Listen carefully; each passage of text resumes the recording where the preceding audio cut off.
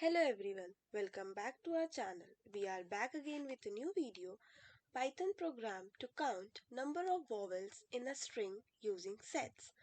So let's start this with the program. Here, this defines a function named count vowels that accepts a single parameter input string which is expected to be a string.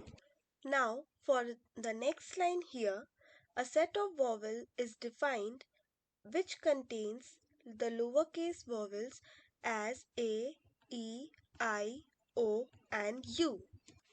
Using a set is efficient because checking membership in a set is faster as compared to a list or a string.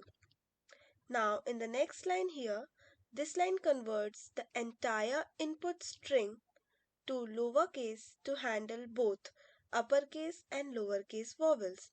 For example, it ensures capital A or small a that both are treated as same vowels. Now for the next line here, this is a generator expression inside the sum function. So here for char in input string, this iterates over each character in the string. And if char in vowels, this checks if the character is a vowel by seeing if it exists in the vowel set. And here sum, for every vowel found, one is added to the sum, which counts the total number of vowel in the string. And in the next line here, this returns the vowel count, and in the next line, this prompts the user to enter a string and stores it in a variable input string.